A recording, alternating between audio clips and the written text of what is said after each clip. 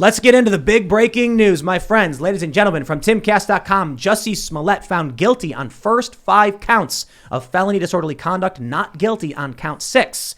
Former Empire actor has been found guilty. Deliberations lasted just over 9 hours, with the jury delivering the verdict Thursday evening around 6:15 p.m. Smollett was acquitted on count 6 of felony disorderly conduct, which refers to the defendant reporting to Detective Robert Graves on February 14, 2019, about 2 weeks after the incident, that he'd been the victim of an aggravated robbery. All other charges were related to the events that took place on January 29, 2019.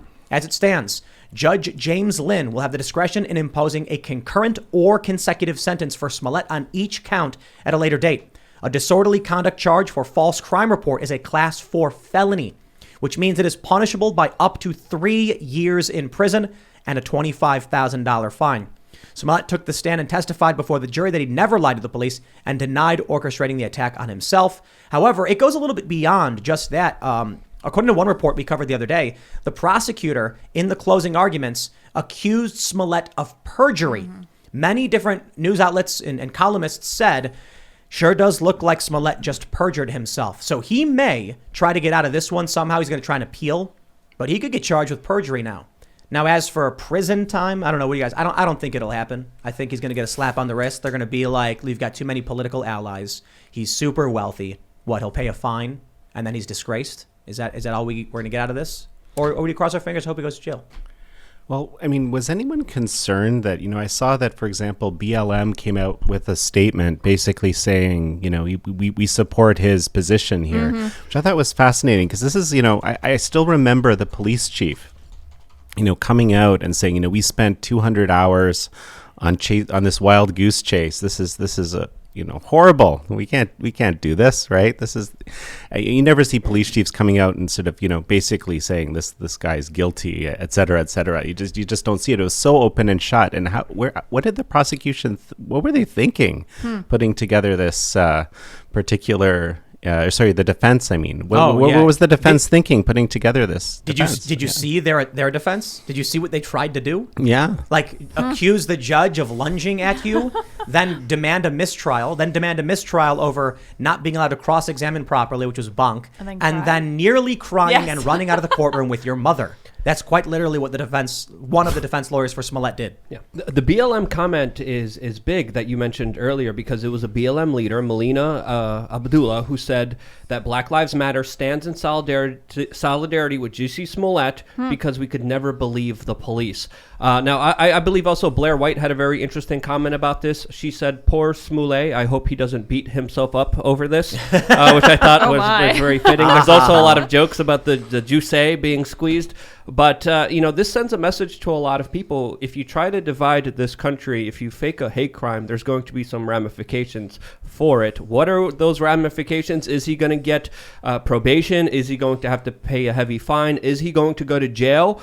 Well, we're only going to see, because I think that's up for the judge to decide, not the prosecutor, right? Yeah, well, I don't know if it's the judge. I believe the judge will issue sentencing. It's not going to be the prosecutor. Yeah. But whether he goes to jail will be interesting. So he's got 5 felony counts. I believe they're 5 felony counts, each with 3 years. And the judge could be like, that's 15 years, buddy. I really doubt that. But some people are saying it might be a year. I mean, it's a felony. So they might be like, look, so typically when you're convicted of a misdemeanor, they have a jail sentence, not a prison sentence, of up to 1 year. So I don't know how it works outside of Illinois, but I can say in Illinois, my understanding, it's been a long time since I was studying this stuff, is that if you commit a misdemeanor, they can at most put you in jail for 364 days. That would be like Cook County Jail, not a prison, not a state penitentiary.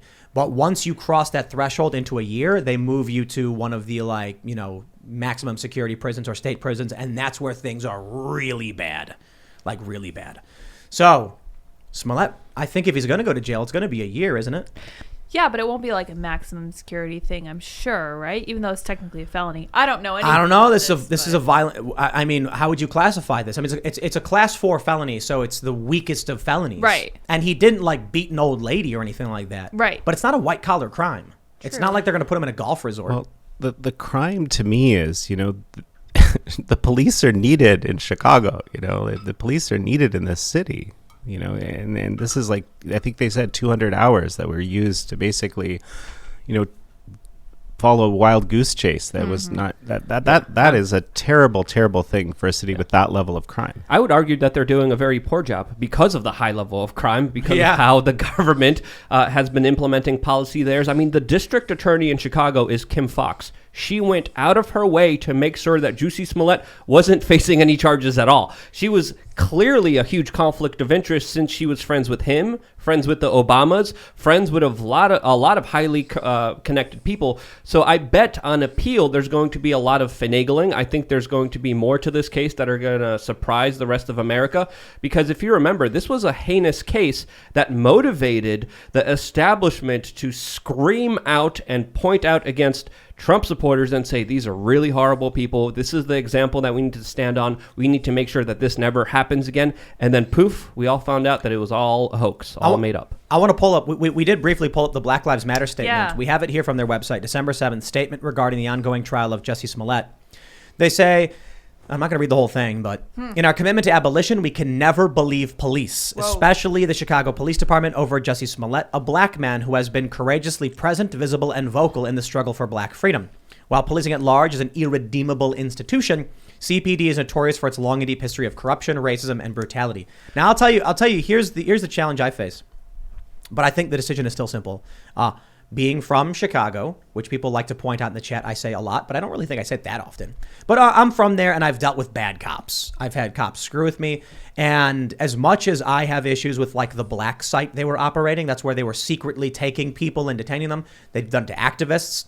I have seen, there was one viral moment in Chicago where a meter maid gave a cop a ticket. So he like grabbed her by the neck and slammed her and lifted her up against the wall. There was another video where a bunch of off-duty cops beat the crap out of a bartender. So I've seen the bad cops of Chicago. And with all that I've experienced, when I saw this story, I said, the cops are telling the truth. Right. Like Jussie Smollett's story is so stupid. And dangerous. It's really dangerous.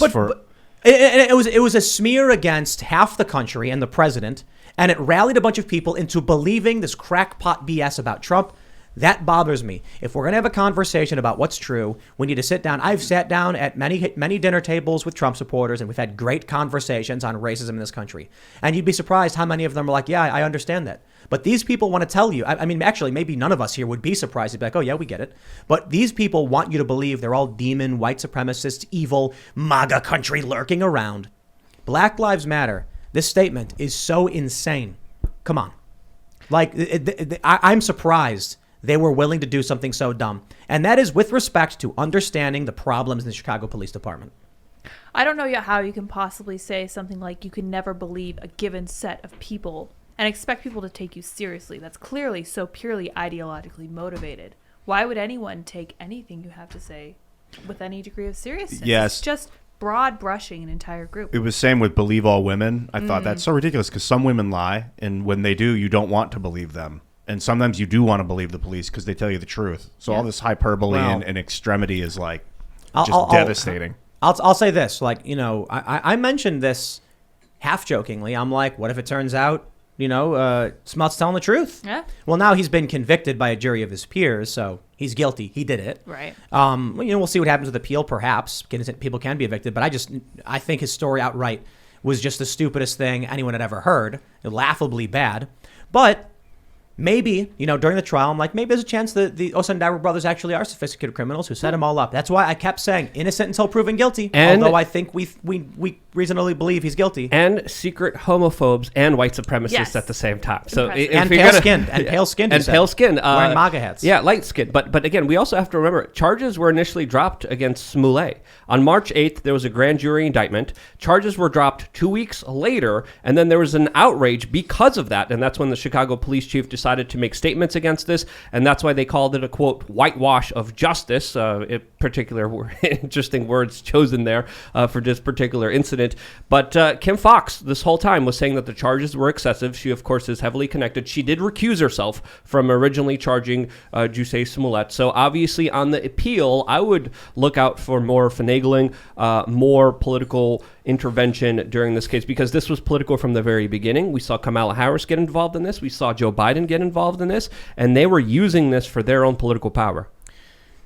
Yep. This is a long trend. There's a book about hate crime hoaxes. There's a website tracking hate crime hoaxes, and Jussie Smollett was just capitalizing off of what we had already seen. Mega dangerous. Like it is stupid what he did, but it's so dangerous. Not only did he waste cops' time, like you were saying earlier, 100 hours of either 200 man hours or 200 hours of like patrol groups of cops going out. I don't know. 200 man hours. Let's say that's at $40 an hour. You know, what is that? $80,000, $40, $20 an hour, somewhere $50,000 to $80,000 they've wasted. Just an hourly wages is wasted. So he should pay all that back. Now, they're suing him for it. When it comes to punishment, throwing a guy in jail for 10 years, I don't know. But allowing a high-profile person to fake a hate crime is super dangerous. We cannot let people do that in society. Thanks for checking out this segment from the Timcast IRL podcast. If you want to watch live, you can check out this channel Monday through Friday at 8 p.m. And don't forget to smash that like button, subscribe to this channel, and if you want more unfiltered and uncensored content with all of these guests, go to timcast.com and become a member. All of these guests you know and love in exclusive segments on our website where we are unrestricted in what we talk about, so you'll definitely not want to miss it.